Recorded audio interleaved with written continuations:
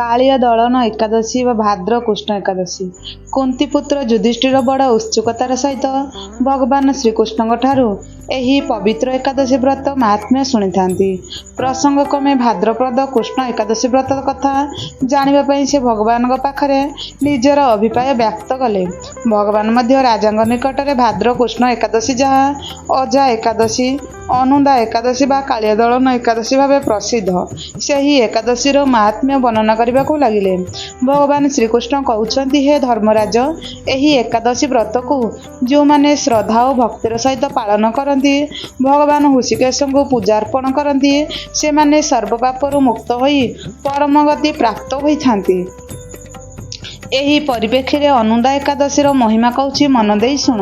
हरिचंद्र इतिख्यात बभूव नृपतिपुरा चक्रवर्ती सत्यसंधा समस्तस्य भुवनपति पूर्व काल सूर्यवंश सत्यसंध्य राजचक्रवर्ती हरिचंद्र नाम जड़े प्रसिद्ध राजा थिले। राजश्री विश्वामित्र निर्देश से राज्यदान करने संगे संगे पत्नी और पुत्र को बिक्री लब्ध अर्थ गुरुदक्षिणा प्रदान करी दानवीर हरिचंद्र नाम ख्याति अर्जन करथिले। पूर्व जन्मर कर्मफल हेतु से राजभ्रष्ट हो इतस्तत भ्रमण करने को लगिले। बोध हुए ग्रह दोषरु से निजर स्त्री पुत्रदी को बिक्री करी शेष निजे बिक्री हो जड़े चांडालर दासत्व स्वीकार कले। सत्य प्रतिज्ञा पुण्यात्मा ही राजा एते असुविधा रही मध्य सत्यपथ परित्याग करनथिले। एणु यथाथरे कुहाଯାଇଛି सत्य प्रथात प्रविचलन्ति पदन धीराहा अर्थात सत्य को आश्रय करथिबा पंडित माने जे कौनसी परिस्थिति रे सत्य को परित्याग करि नथांती। शेषरे सत्यर जय असत्यर पराजय निश्चित भावे होइथाए। एहीपरि अनेक वर्ष अतिक्रांत हैला। चांडालर भूत्य भाव श्मशान रक्षक जीवन बिताउथिबा एही राजा किपरि एही दुखरु निर्भूत लाभ करिवे सेही चिंतारे शोक समुद्र रे निजको हजाई देले।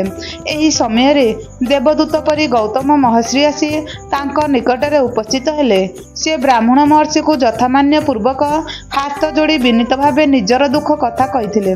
परम दयालु महर्षि गौतम सप्ताह पर आसुथिबा भाद्रव मास कृष्ण पक्ष एकादशी पालन करने को परामर्श देले। एही व्रत प्रभाव से समस्त पापरु मुक्त हेबे बोली कही महर्षि गौतम अंतर्ध्यान होइथिले।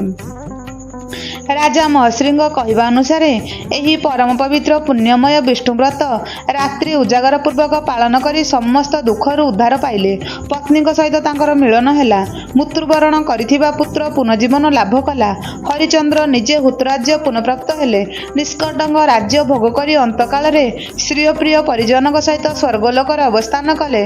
ब्रह्म वैवर्त्य पुराण कहती जो व्यक्ति एही परम पुण्यप्रद अजा एकादशी व्रत पालन करी यार महात्म्य श्रवण करती से माने अश्वमेध यज्ञर फल लाभ करिथांती। श्रीमंदिर रे पवित्र भाद्र कृष्ण दशमी एवं एकादशी तिथि यथाक्रमे महाप्रभुंकर वनभोजी वेश कालिया दलन वेश अनुष्ठित होता है। द्वापर जुगरे भगवान श्रीकृष्ण वन रे गोप बालक मानक सहित वनभोजी करुथिबे बेले एही गाई कालंदी हदरे प्रवेश करिबारु ताको उद्धार करबाकू जाई कालिय हाबुडरे पड़िले। गरुड़ भୟରେ कालिय नाग एहिठारे अवस्थान करुथिला। समय समय गोपवासी को हैरान करुथिला। भगवान श्रीकृष्ण कालियर दर्प चूर्ण करी ताको ही हृदयरु विताड़ित करथिले। लीला पुरुषोत्तम श्रीकृष्णकर एही महनीय लीला को स्मरण करी एकादशी तिथि रे श्रीमंदिर रे कालिया दलन बेश अनुष्ठित होइथाए। महाप्रभु श्री जगन्नाथ चारि जुगर उपास्य देवता होइथिबारु विभिन्न जुगर लीला से श्रीमंदिर रे भक्त मानक प्रदर्शन करिथांती। आज मध्य से कालियर दर्प चूर्ण करी सत्य जेपरि कहउछन्ती मु काहारी गर्व सही पारे ना। जी मनरे गर्व अहंकार उत्सव से कालियपनी अनुरूप दंड भोगिब।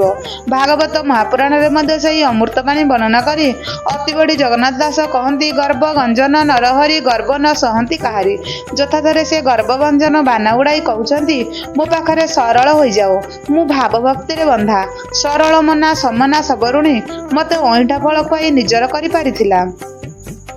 विदुर पत्नी सुलभा मते भावरे कदली बदल रे कदली चोपा खुआई बांधि पारिथिला। दासिया बाउरी भावरे प्रदत्त नड़िया मु हाथ बढ़ाई नहीं जाइथिली। तेणु हे मोर भक्तगण टिके भावर कोणा को भाव टिके दियो। भाव भक्ति रे परा बंधा प्रभु नारायण से भाव को निकट अभाव को दूर। एणु यथाथरे कुहा जाइछि भाव विनदिया ठाकुर भक्त वत्सल हरि भक्तंग पई कलेवर दश मूर्ति धरी। भक्त तुमर की करिब भक्त बोलरे थाओ भक्त पेशी ଆସିଲା ହସ୍ତିନାକୁ ଦୂତ କୋଣରେ ଯାଉ। ଭକ୍ତ ଦେଖାଇଲା ସ୍ତମ୍ଭକୁ ଶମ୍ଭୁ ହେଲ ଉଦିତ। ନୃହୃତ୍ୟର ଭୂତ୍ୟ ପରିଭୂତ୍ୟ ଧଣି ଦିନ ଅଚ୍ୟୁତ। ଏହି ଭାଦ୍ର କୃଷ୍ଣ ଏକାଦଶୀ ତିଥିରେ କାଳିଆ ଦଳନ ହୋଇଥିବାରୁ ଏହି ଏକାଦଶୀର ଅନ୍ୟ ନାମ କାଳିଆ ଦଳନ ଏକାଦଶୀ। ଏଣୁ ଭାବଭକ୍ତି ସହିତ ଏହି ଏକାଦଶୀ ବ୍ରତ ପାଳନ କଲେ ନିଶ୍ଚିନ୍ତ ଭାବେ ବ୍ରତଧାରୀ ଅନନ୍ତ ପୁଣ୍ୟଫଳ ଲାଭ କରିବ। ଏହା କହିବା ବାହୁଲ୍ୟ ମାତ। ମୋର ଏହି ଭିଡ଼ିଓରେ ନୂଆ ଥିଲେ